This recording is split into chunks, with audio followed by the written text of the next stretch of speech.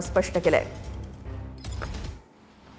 कायदेपंडित कपिल सिब्बल यांनी सर्वोच्च न्यायालयात केला.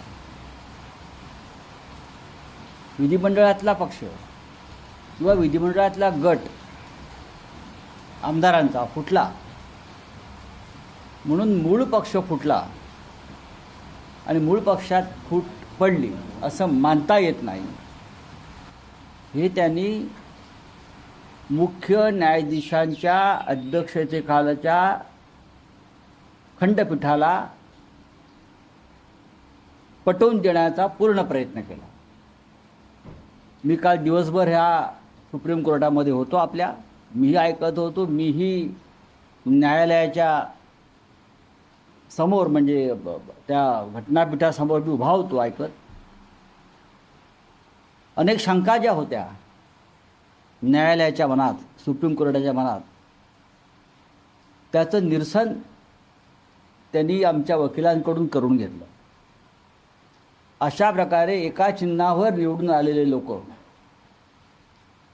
कोणत्याही कायद्याचं, संविधानाचं, 10th शेड्यूलचं बंधन न पाळता दुसऱ्या पक्षात जाऊन सत्तेत घुसू लागले तर या देशातली लोकशाही आणि संविधानाला कोणताही अर्थ राहणार नाही.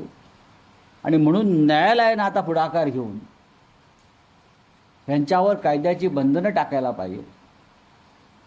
शिवसेना हा पक्ष अजिबात फुटलेला नाही.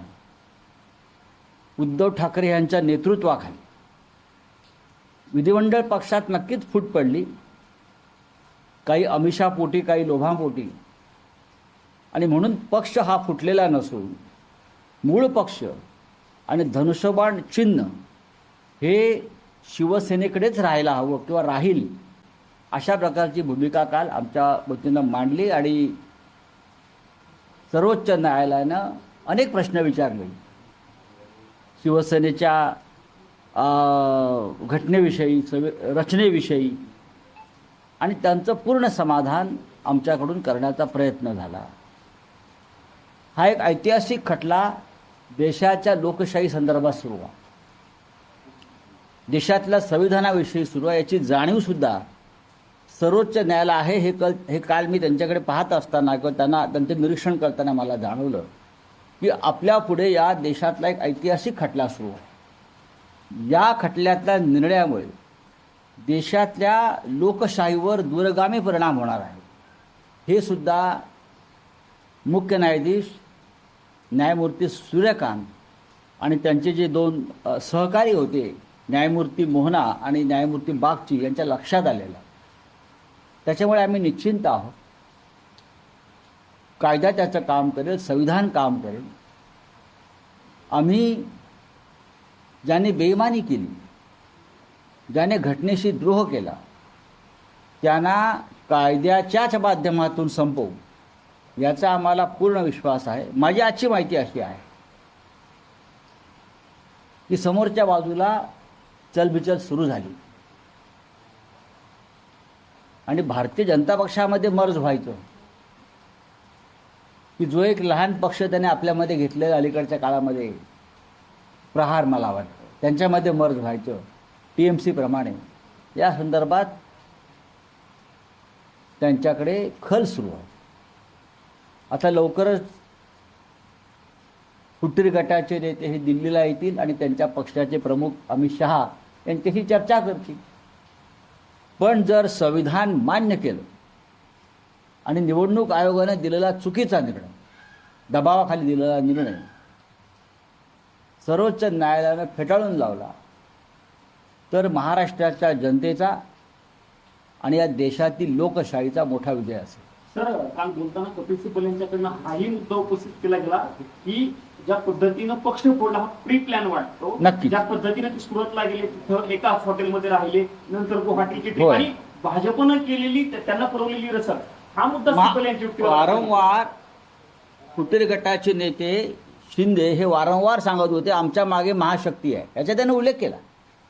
आमच्या मागे महाशक्ती आहे, त्याच्यामुळे आमचं कोणी वाकडं करू शकणार नाही. हे सुद्धा न्यायालयाच्या रेकॉर्डवरती आलेलं आहे.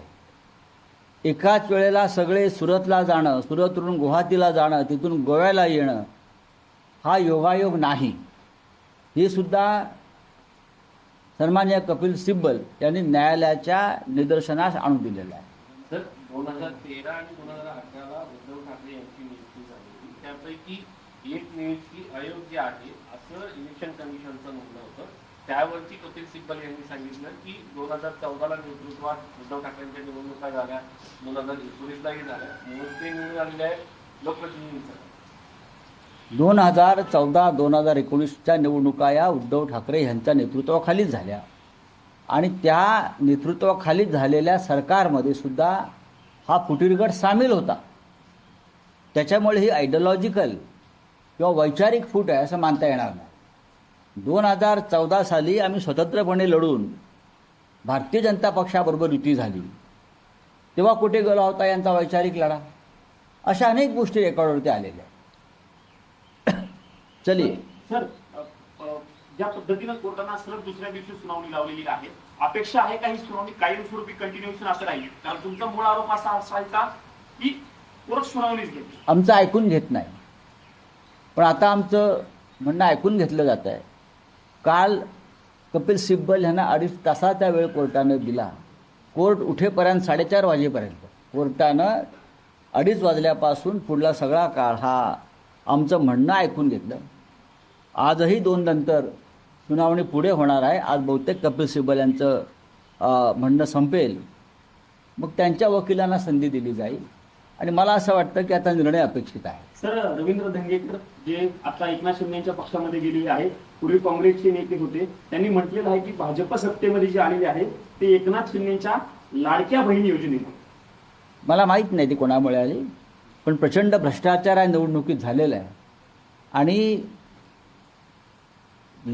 बहिणींना 1.5 हजार रुपये देऊन मतं विकत घेतली आणि त्यातील 92 लाख बहिणी या अपात्र ठरल्या.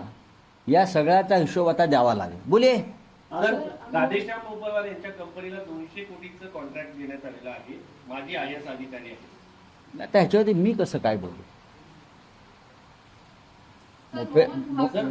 मोपेलवार हे राज्य शासनामध्ये सार्वजनिक बांधकाम वगैरे खात्यात काम करत होते असे माझी माहिती आहे.